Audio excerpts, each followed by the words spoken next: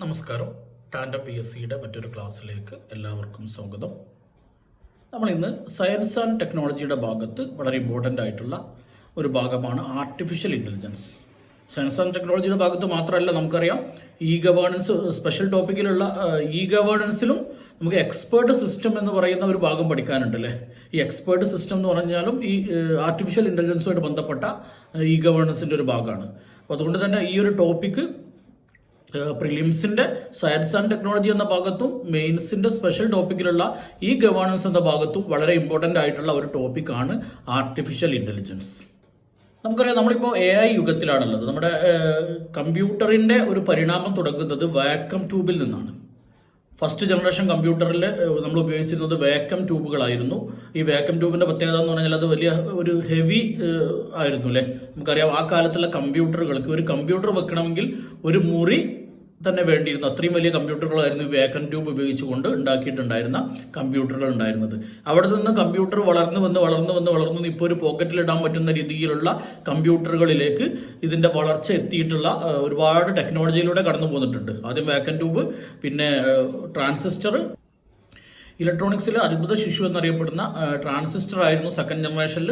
പിന്നീട് ഈ ട്രാൻസിസ്റ്റർ തന്നെ ഇൻ്റഗ്രേറ്റ് ചെയ്തുകൊണ്ട് ഇൻ്റഗ്രേറ്റഡ് ചിപ്പായി, പിന്നെ മൈക്രോ പ്രൊസസ്സറായി, അങ്ങനെ വന്നുകൊണ്ട് ഇപ്പോൾ ഉള്ള ടെക്നോളജി എന്ന് പറയുന്നത് AI ആണ്. മെയിനായിട്ട് ആർട്ടിഫിഷ്യൽ ഇൻ്റലിജൻസ് ആണ് ഇപ്പോഴുള്ള മെയിനായിട്ടുള്ള ടെക്നോളജി എന്നറിയപ്പെടുന്നത്. നമുക്ക് ഈ ആർട്ടിഫിഷ്യൽ ഇൻ്റലിജൻസ് AI ടൂളുകൾ ഉപയോഗിക്കാത്ത ആളുകൾ വളരെ കുറവായിരിക്കും.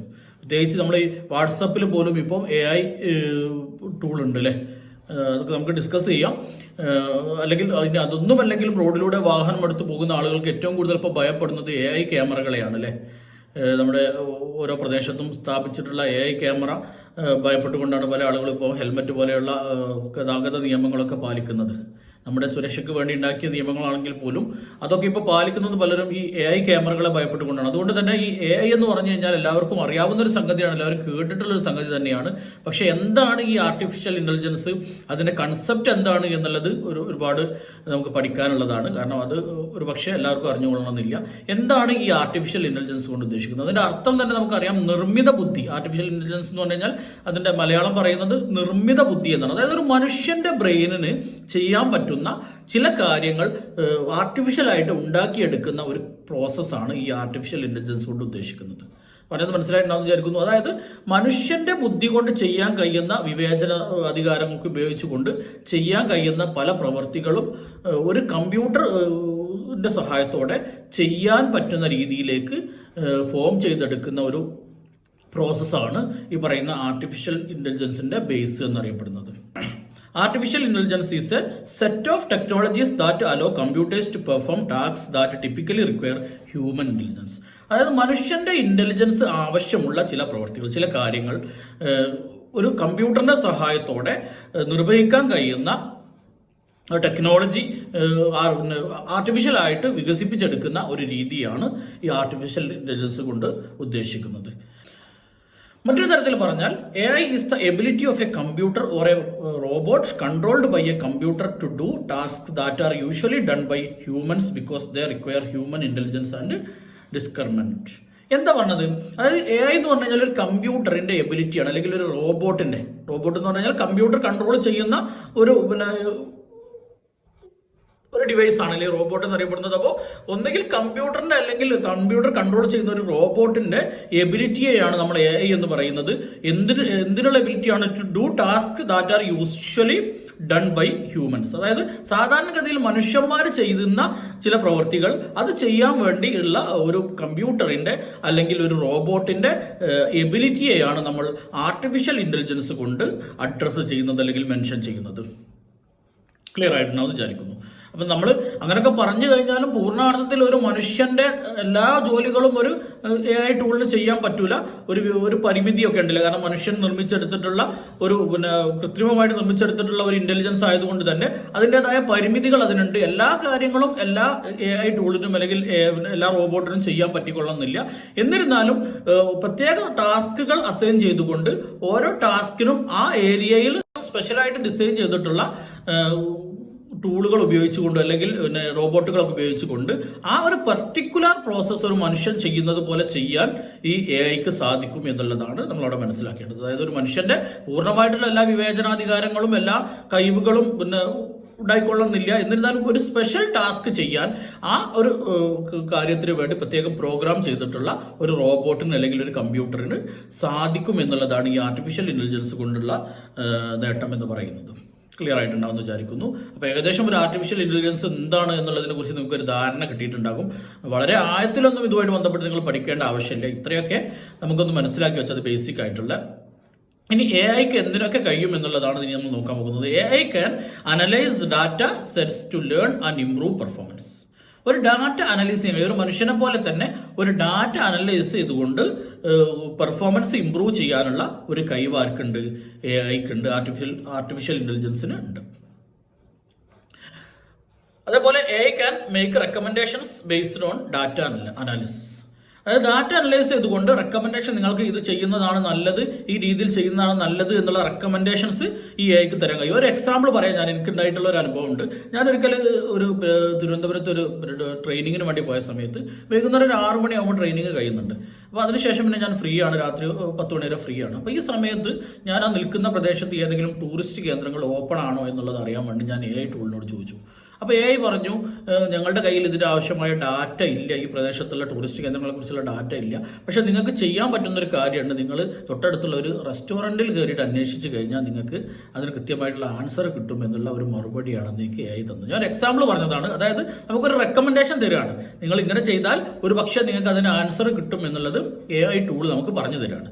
ആ രീതിയിൽ റെക്കമെൻഡേഷൻസ് നടത്താൻ, ഒരു ഡാറ്റ അനലൈസ് ചെയ്തുകൊണ്ട് റെക്കമെൻഡേഷൻസ് നടത്താൻ, നിങ്ങൾക്ക് ഇത് ചെയ്യുന്നതാണ് നല്ലത്, അതിനേക്കാൾ നല്ലത് ഇതാണ്, ഇതിനേക്കാൾ നല്ലത് അതാണ് എന്നുള്ള രീതിയിൽ ഒരു റെക്കമെൻഡേഷൻസ് നടത്താനൊക്കെ ഡാറ്റ അനാലിസിസിന്റെ അടിസ്ഥാനത്തിൽ ഈ AIക്ക് സാധിക്കും. AI can translate spoken and written language.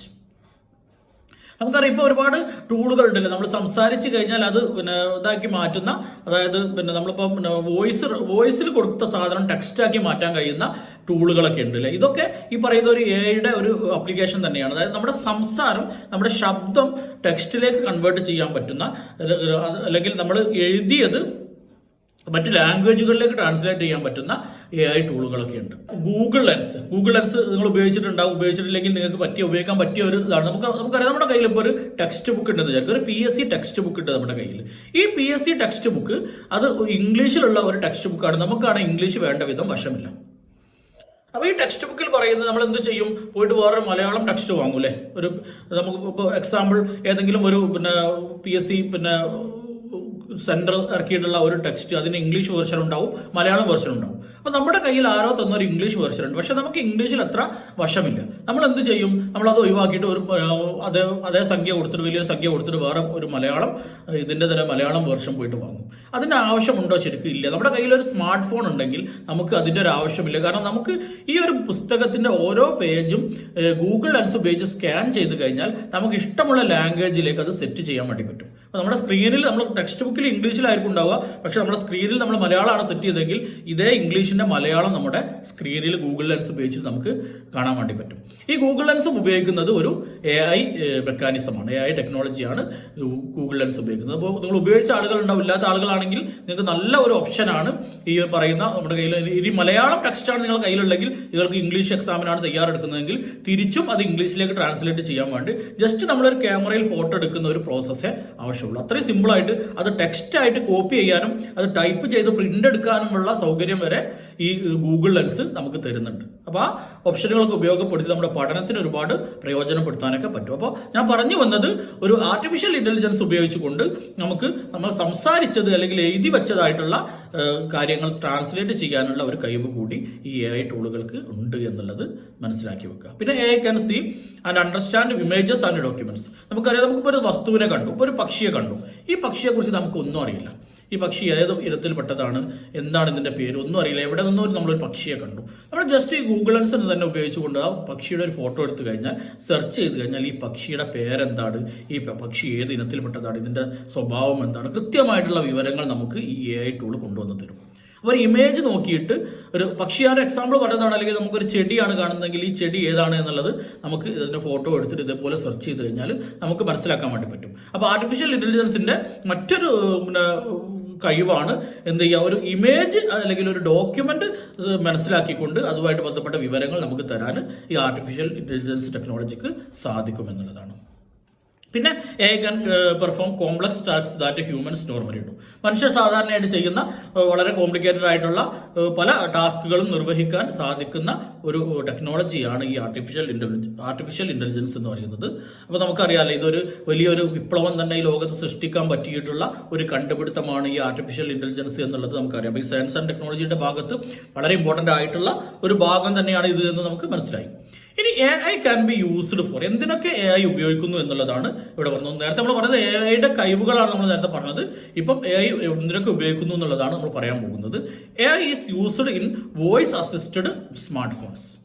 നമ്മൾ പറഞ്ഞല്ലോ നേരത്തെ, ഈ സ്മാർട്ട് ഫോൺ ഉപയോഗിച്ചുകൊണ്ട് നമ്മുടെ വോയിസ് ട്രാൻസ്ലേറ്റ് ചെയ്യാൻ, അതേപോലെ ഇമേജ് ട്രാൻസ്ലേറ്റ് ചെയ്യാനൊക്കെ കഴിയുന്നുണ്ട്. അപ്പോൾ വോയിസ് അസിസ്റ്റഡ് സ്മാർട്ട് ഫോൺസിൽ AI ഉപയോഗിക്കുന്നുണ്ട്. AI is used in handwriting recognition for mail delivery. അതിനു വേണ്ടിയും എന്തുപയോഗിക്കുന്നുണ്ട്, AI ഉപയോഗിക്കുന്നുണ്ട്. പിന്നെ AI is used in financial ട്രേഡിങ്ങിലും AI ഉപയോഗിക്കുന്നുണ്ട്. അത് ജസ്റ്റ് നിങ്ങളൊന്ന് പോയിന്റൊക്കെ ഓർത്ത് വെച്ച് കഴിഞ്ഞാൽ മതി. ഇതൊക്കെ ഏതൊക്കെ ഫീൽഡിലാണ് ഇത് ഉപയോഗിക്കുന്നത് എന്നുള്ളതൊക്കെ ചിലപ്പോൾ PSCക്ക് അങ്ങനെ ചോദിക്കാം. താഴെ പറയുന്നവയിൽ AI ഉപയോഗിക്കുന്നത് കണ്ടെത്തുക എന്നൊക്കെ പറഞ്ഞിട്ട് ഈ ഓപ്ഷനുകളൊക്കെ തരാൻ സാധ്യതയുണ്ട്. അപ്പോൾ അതൊക്കെ ഒന്ന് മനസ്സിലാക്കി വെക്കുക. പിന്നെ AI യൂസ്ഡ് ഇൻ സ്പാം ഫിൽറ്ററിങ്ങിന് വേണ്ടി നമുക്കറിയാം, നമുക്ക് ബൾക്കായിട്ട് സ്പാം ആയിട്ട് വരുന്ന കോളുകൾ അല്ലെങ്കിൽ മെസ്സേജുകളൊക്കെ ഫിൽറ്റർ ചെയ്തുകൊണ്ട് അത് പിന്നെ സ്പാം എന്ന് പറയുന്ന നമ്മുടെ ഇമെയിലൊക്കെ അങ്ങനെ ഒരു ഭാഗമുണ്ട് അല്ലേ, സ്പാം എന്ന് പറയപ്പെടുന്ന ഒരു ഭാഗമുണ്ട്. നമ്മുടെ ഓട്ടോമാറ്റിക് നമ്മുടെ ഇൻബോക്സിൽ ഒന്നും അറിയാതെ അത് സ്പാം എന്ന ഭാഗത്തേക്ക് ഓട്ടോമാറ്റിക് ആയിട്ട് പോകുന്ന ടെക്നോളജിയൊക്കെ ഇപ്പോൾ ഉപയോഗിക്കുന്നുണ്ട്. അപ്പോൾ ഈ സ്പാം ഫിൽറ്ററിങ്ങിന് വേണ്ടി എന്ത് ഉപയോഗിക്കുന്നുണ്ട്, AI യൂസ് ചെയ്യുന്നുണ്ട്. പിന്നെ AI is used in precision medicine രംഗത്തും AI ഉപയോഗിക്കുന്നുണ്ട്. അതോടൊപ്പം AI ഈസ് യൂസ്ഡ് ഇൻ എൻവയോൺമെന്റൽ സസ്റ്റൈനബിലിറ്റി. നമുക്കറിയാം, ഈ സസ്റ്റൈനബിൾ ഡെവലപ്മെന്റ് എന്ന് പറയപ്പെടുന്നത് വളരെ പ്രധാനപ്പെട്ടിട്ടുള്ള ഇപ്പോൾ നമ്മൾ നടപ്പിലാക്കിക്കൊണ്ടിരിക്കുന്ന ഒരു പ്രോജക്റ്റ് ആണ് അല്ലേ.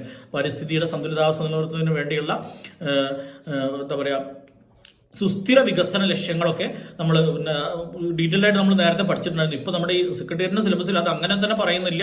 നമ്മൾ LSCSന്റെ സിലബസിലൊക്കെ ഉണ്ടായിരുന്നു. അതുകൊണ്ട് നമ്മൾ ഡീറ്റെയിൽ ആയിട്ടൊക്കെ പഠിച്ച സാധനമാണ് ഈ സസ്റ്റൈനബിൾ ഡെവലപ്മെന്റ്. അപ്പോൾ ഈ എൻവയോൺമെന്റൽ സസ്റ്റൈനബിലിറ്റിക്ക് വേണ്ടിയും എന്തുപയോഗിക്കുന്നുണ്ട്, ആർട്ടിഫിഷ്യൽ ഇന്റലിജൻസ് യൂസ് ചെയ്യുന്നുണ്ട്. ക്ലിയർ ആയിട്ടുണ്ടാവുമെന്ന് വിചാരിക്കുന്നു. ഇനി ആർട്ടിഫിഷ്യൽ ഇന്റലിജൻസ് തന്നെ ഡിഫറെന്റ് ടൈപ്സ് ഉണ്ട്. അതാണ് ഇവിടെ പറയുന്നത്. ഒന്നാണ് റിയാക്റ്റീവ് മെഷീൻസ് എന്ന് പറയുന്ന ഒരു ടൈപ്പ് ഉണ്ട്. These systems are task specific and have no memory. അപ്പോൾ ഈ റിയാക്റ്റീവ് മെഷീൻ എന്ന് പറഞ്ഞു കഴിഞ്ഞാൽ ടാസ്ക് സ്പെസിഫിക് ആണ്. എന്തെങ്കിലും ഒരു ടാസ്കിന് വേണ്ടിയാണ് ഇത് ഉണ്ടാക്കി വെക്കുക. അതിന് എന്തില്ല, മെമ്മറി ഒന്നുമില്ല. നമ്മളിപ്പോൾ എന്ത് പറയുന്നു അത് ചെയ്യുന്ന രീതിയിലുള്ള ഒരു ടാസ്ക് സ്പെസിഫിക് ആയിട്ട് ഡിസൈൻ ചെയ്തിട്ടുള്ള AI മെഷീനാണ് ഈ റിയാക്റ്റീവ് മെഷീൻസ് എന്ന് അറിയപ്പെടുന്നത്. They use statistical match to analyse data and produce an output. ഒരു ഡാറ്റ അനലൈസ് ചെയ്തുകൊണ്ട് ഔട്ട്പുട്ട് പ്രൊഡ്യൂസ് ചെയ്യുന്ന ഒരു രീതിയാണ് ഈ പറയുന്ന റിയാക്റ്റീവ് മെഷീൻസ് എന്ന് അറിയപ്പെടുന്നത്. For example, machine learning models that use customer data to make recommendations are reactive machines. അപ്പോൾ ഈ machine learning model that use customer data to make recommendations are reactive machines എന്നാണ് പറയുന്നത്. അപ്പോൾ റിയാക്റ്റീവ് മെഷീൻ എന്ന് പറഞ്ഞാൽ simple ആയിട്ട് ഒന്നുമില്ല. അതായത് ഒരു ഡാറ്റ അനലൈസ് ചെയ്തുകൊണ്ട് ഒരു ഔട്ട്പുട്ട് നൽകും. അതിലപ്പുറത്തേക്ക് അതിനൊരു മെമ്മറിയോ മറ്റു കാര്യങ്ങളോ ഒന്നുമില്ല. അപ്പോൾ കിട്ടുന്ന ഒരു ഡാറ്റ അനലൈസ് ചെയ്തുകൊണ്ട് അതിനൊരു റിസൾട്ട് നൽകുന്ന ഒരു രീതിയിലുള്ള AI മെഷീനാണ് ഈ റിയാക്റ്റീവ് മെഷീൻസ് എന്ന് അറിയപ്പെടുന്നത്. പിന്നെ മറ്റൊരു ടൈപ്പാണ് weak AI, also known as narrow AI എന്നൊക്കെ പറയും. വീക്ക് AI അല്ലെങ്കിൽ നാരോ AI എന്നൊക്കെ അറിയപ്പെടും. എന്താണ് this type of AI is limited to a specific task. It can simulate human cognition and automate task that are time consuming for humans. അത് അത്ര വലിയൊരു wide ആയിട്ടുള്ള ഒരു ടാസ്ക് ഒന്നും ചെയ്യൂല. വളരെ ലിമിറ്റഡ് ആയിട്ടുള്ള ടാസ്ക് മാത്രം ചെയ്യുന്ന ഒരു ടൈപ്പ് AI ആണ് വീക്ക് AI അല്ലെങ്കിൽ നാരോ AI എന്നറിയപ്പെടുന്നത്. അത്രയൊക്കെ പഠിക്കേണ്ടതുള്ളൂ. കൂടുതൽ ഡീറ്റെയിൽ ആയിട്ടൊന്നും പഠിക്കാണ്ട് ജസ്റ്റ് ഒന്ന് മനസ്സിലാക്കി വെക്കുക. റിയാക്റ്റീവ് മെഷീൻ എന്ന് പറഞ്ഞു കഴിഞ്ഞാൽ എന്താണ്, ഒരു ഡാറ്റ അനലൈസ് ചെയ്തുകൊണ്ട് ഒരു ഔട്ട്പുട്ട് തരുന്ന ഒരു മെഷീനാണ് ഈ റിയാക്റ്റീവ് മെഷീൻ. അതിന് എന്തില്ല, മെമ്മറി ഇല്ല. പിന്നെ വീക്ക് AI അല്ലെങ്കിൽ നാരോ AI എന്ന് പറഞ്ഞു കഴിഞ്ഞാൽ ലിമിറ്റഡ് ആയിട്ടുള്ള ടാസ്കുകൾ മാത്രം ചെയ്യാൻ കഴിയുന്ന ഇതിൽ പെട്ട പേര് തന്നെ നമുക്ക് മനസ്സിലാവുമല്ലോ. വീക്ക് അല്ലെങ്കിൽ നാരോ എന്നൊക്കെ പറഞ്ഞു കഴിഞ്ഞാൽ തന്നെ ഒരു ഇടുങ്ങിയ അല്ലെങ്കിൽ ഒരു വീക്ക് ആയിട്ടുള്ള എന്നൊക്കെ അർത്ഥമാണ് അതിൽ വരുന്നത് തന്നെ അല്ലേ. അവിടെ തന്നെ നമുക്ക് മനസ്സിലാക്കാം അത് വളരെ ലിമിറ്റഡ് ആയിട്ടുള്ള കാര്യങ്ങളെ ഈ വീക്ക് AIക്ക് ചെയ്യാൻ വേണ്ടി സാധിക്കുകയുള്ളൂ. അങ്ങനെ മറ്റൊരു ടൈപ്പാണ് general AI, also known as strong AI. അപ്പോൾ നമ്മൾ വീക്ക് AI പറഞ്ഞു, അതേപോലെ മറ്റൊന്നാണ് സ്ട്രോങ് AI. അപ്പോൾ ജനറൽ എ ഐ ആണ് മറ്റൊരു ടൈപ്പ് അല്ലേ. ഈ ജനറൽ എ ഐ എന്ന് പറഞ്ഞാൽ സ്ട്രോങ് എ ഐ എന്ന് അറിയപ്പെടും. This type of A I is designed to think, reason and act like human. മനുഷ്യരെ പോലെ തന്നെ ചിന്തിക്കാനും പ്രവർത്തിക്കാനും ഒക്കെ കഴിയുന്ന രീതിയിൽ ഡിസൈൻ ചെയ്തിട്ടുള്ള ഒരു എ ഐ മോഡലാണ് ജനറൽ എ ഐ അല്ലെങ്കിൽ സ്ട്രോങ് എ ഐ. അത് വീക്കിന് നേരെ ഓപ്പോസിറ്റ് ആണല്ലേ അത്. വീക്ക് എ ഐ എന്ന് പറയുമ്പോൾ നമുക്കറിയാം പിന്നെ വളരെ എന്താ പറയുക, വളരെ കുറഞ്ഞ ഒരു ലിമിറ്റഡ് ആയിട്ടുള്ള പ്രോസസ്സ് ടാസ്ക് ചെയ്യാൻ മാത്രം പറ്റുന്ന എ ഐ ആണ് വീക്ക് എ ഐ.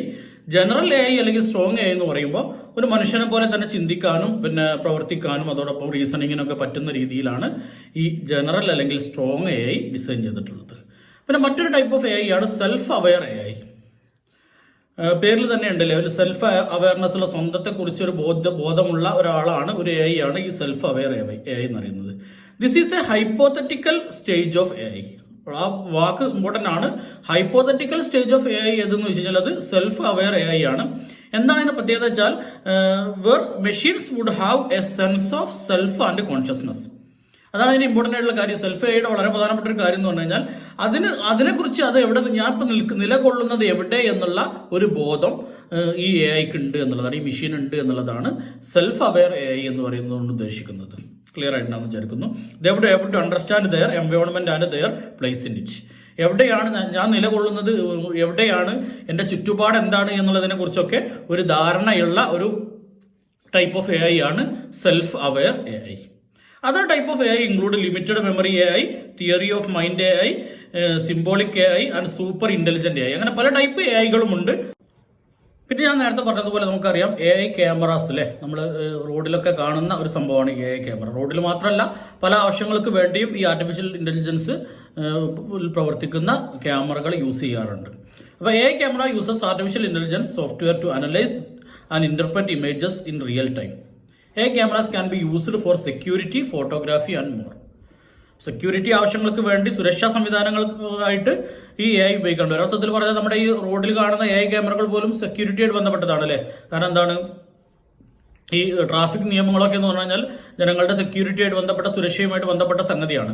അതുകൊണ്ട് തന്നെ അത് ഒരു സെക്യൂരിറ്റി ക്യാമറ എന്ന രീതിയിൽ തന്നെ പറയാം. അത് ഫൈൻ വാങ്ങാൻ വേണ്ടി മാത്രമല്ല, അതായത് ക്യാമറകളൊക്കെ വെക്കുമ്പോൾ ആളുകൾ കുറച്ചുകൂടി ഈ ട്രാഫിക് നിയമങ്ങളൊക്കെ പാലിക്കും എന്നുള്ള ഒരു ഉദ്ദേശത്തോടു കൂടിയാണ് ഇതൊക്കെ സ്ഥാപിച്ചിട്ടുള്ളത്. അതുകൊണ്ട് തന്നെ അതൊരു സെക്യൂരിറ്റി പർപ്പസ് ആണ് എന്നുള്ളത് തന്നെ നമുക്ക് പറയാൻ വേണ്ടി പറ്റും. ഇനി വളരെ ഇമ്പോർട്ടൻ്റ് ആയിട്ടുള്ള ഒരു കാര്യം പറയുന്നത് A I cameras use machine learning algorithms. അത് വളരെ ഇമ്പോർട്ടൻ്റ് ആയിട്ടുള്ള ഒരു പോയിന്റ് ആണ്. A I camera machine learning അൽഗോരിതമാണ് യൂസ് ചെയ്യുന്നത് to analyse images.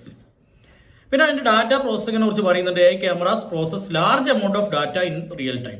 Large amount of data കൈകാര്യം ചെയ്യാൻ പറ്റുന്ന ഒരു തരം ക്യാമറകളാണ് ഈ എ ഐ ക്യാമറകൾ എന്നുള്ളത് കൂടി നിങ്ങളൊന്ന് ഓർത്ത് വെക്കുക. പിന്നെ അതിന്റെ സെക്യൂരിറ്റി എങ്ങനെയെന്ന് പറയുന്നുണ്ട്. A I cameras can detect and respond to threats in real time.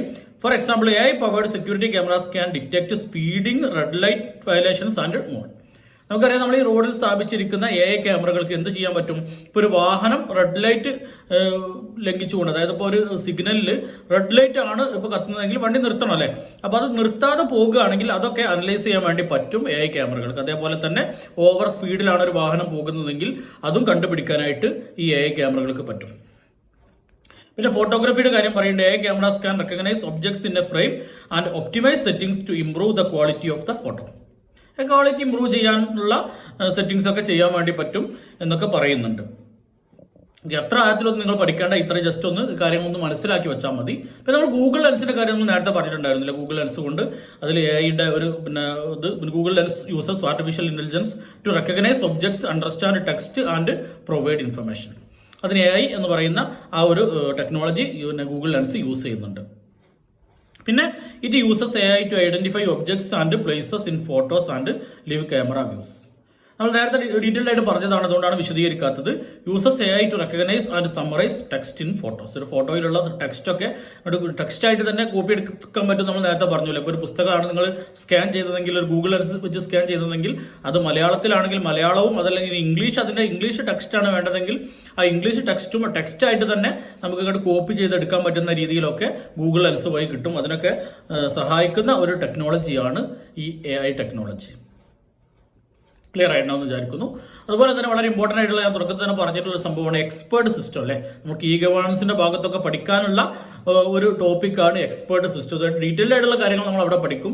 Just നമ്മളത് മനസ്സിലാക്കി വെക്കുക. ഈ എക്സ്പേർട്ട് സിസ്റ്റം എന്നറിയപ്പെടുന്ന ഏറ്റവും അഡ്വാൻസ്ഡ് ആയിട്ടുള്ള ഈ ഗവേണൻസിന്റെ ഈ മോഡൽ യൂസ് ചെയ്യുന്നത് ആർട്ടിഫിഷ്യൽ ഇന്റലിജൻസ് എന്നറിയപ്പെടുന്ന ടെക്നോളജി തന്നെയാണ്. അപ്പോൾ AI ടെക്നോളജിയിൽ വർക്ക് ചെയ്യുന്ന കമ്പ്യൂട്ടർ പ്രോഗ്രാമുകളാണ് ഈ എക്സ്പേർട്ട് സിസ്റ്റം കൊണ്ട് നമ്മൾ മെൻഷൻ ചെയ്യുന്നത്.